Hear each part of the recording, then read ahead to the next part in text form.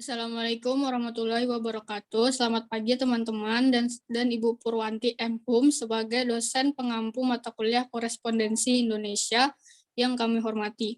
Saya Heni Restiarum, perwakilan dari kelompok 4 akan mempresentasikan hasil kerja kelompok kami yang beranggotakan Mita Anggraini, saya sendiri Heni Restiarum, Mega Nur Pratiwi, dan Fajar Sidik. Slide-nya bisa lanjut. Pada pemateri pertama, saya persilahkan. Baik, di sini saya akan menjelaskan pengertian surat lamaran pekerjaan. Surat lamaran pekerjaan itu adalah jenis surat pribadi yang bersifat resmi yang diajukan seseorang ke perusahaan instansi agar diterima bekerja sebagai karyawan pada posisi jabatan tertentu. Surat lamaran pekerjaan ini pada umumnya memiliki bagian-bagian yang berisi identitas diri, jasa yang dapat dilakukan, pendidikan, hingga keterangan keahlian dan pengalaman. Lalu, mengapa surat lamaran pekerjaan bersifat formal atau resmi? Karena surat lamaran pekerjaan termasuk jenis surat pribadi yang ditujukan kepada lembaga resmi. Surat lamaran kerja bukan surat pribadi yang ditujukan untuk teman atau saudara. Struktur surat lamaran pekerjaan.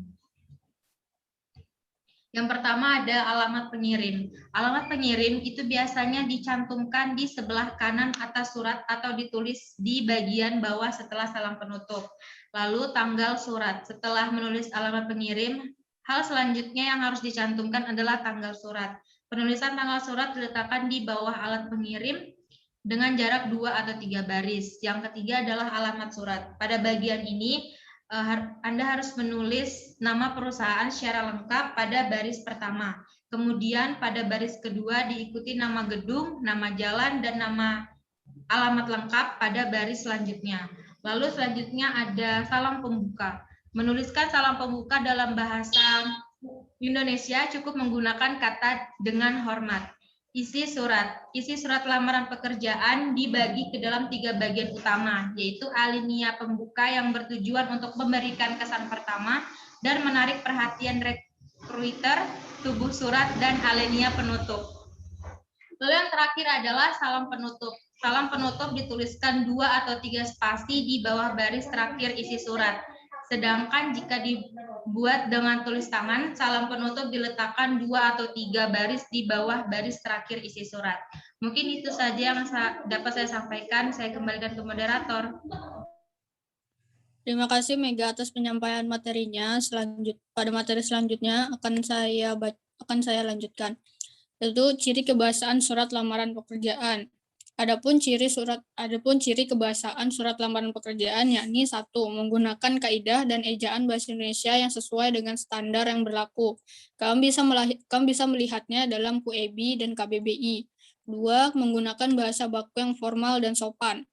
3. Isi surat jelas, padat, serta informatif. 4. Menggunakan jenis huruf standar yang mudah dibaca. Jika ditulis tangan, tulisan harus rapi, bersih, dan mudah dibaca. Selanjutnya ada surat balasan lamaran pekerjaan. Surat balasan adalah surat yang dibuat oleh perusahaan untuk menanggapi surat lamaran kerja yang datang. Surat tersebut biasa dibuat oleh HRD. Dalam surat tersebut dijelaskan apakah perusahaan menindaklanjuti surat lamaran kerja yang diterima atau menolak surat lamaran tersebut. Adapun bagian-bagian surat balasan lamaran pekerjaan, yakni ada kop surat, tanggal pembuatan surat, nomor surat, perihal, lampiran, nama penerima surat, alamat penerima surat, salam pembuka, isi surat, salam penutup, dan nama terang dan jabatan. Pada PowerPoint kelompok kami memasukkan 1 bentuk surat lamaran kerja dan CV yang diterima, dan surat lamaran kerja dan CV yang ditolak oleh HRD yang bertanggung jawab atas surat-surat tersebut. Yang pertama ada HRD dari PT Citra Marga cabang Banjarmasin, yakni Saudara Fajar, untuk memberitahukan alasan mengapa surat lamaran kerja dan CV tersebut Anda terima. Kepada Saudara Fajar saya persilahkan. Oke, jadi saya sebagai HRD pada kantor cabang PT Citra Marga yang terletak di Banjarmasin menerima surat lamaran kerja dari saudari Heni Restiarum karena terlihat pada penulisan surat telah sesuai dengan bidang yang akan dilamar, yakni sebagai staf desain grafis. Penulisan surat lamaran kerja yang saudari Heni tulis telah mengikuti aturan yang telah kami tetapkan, yakni menggunakan font Times New Roman spasi 1,5 dan menggunakan rata kanan kiri pada isi surat dan penulisan surat yang menggunakan bahasa baku. Lalu dilihat pada CV saudari Heni Restiarum, terlihat jika saudari Heni memiliki riwayat pendidikan sebagai siswi sekolah menengah kejuruan pada jurusan multimedia dan pengalaman sebagai desainer grafis.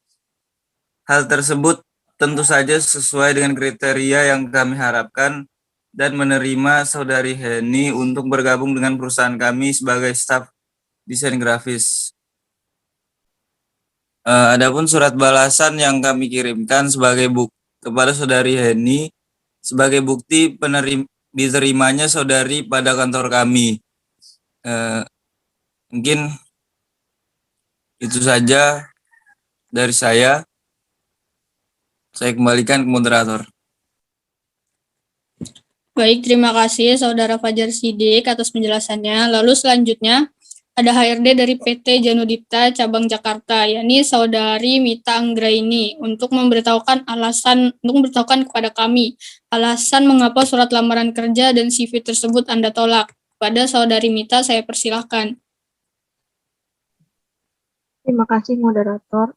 Saya akan menyampaikan alasan saya mengapa saya sebagai HRD PT Janudipta menolak surat lamaran milik Saudara Fajar. Dapat dilihat pada penulisan surat lamaran kerja dan CV yang telah dikirim oleh Saudara Fajar. Terlihat juga jika surat yang ditulis Saudara Fajar sedikit berantakan, seperti tanggal pembuatan surat yang tidak sesuai dengan tanggal ketika Saudara Fajar mendapatkan informasi dari grup lowongan kerja di Facebook.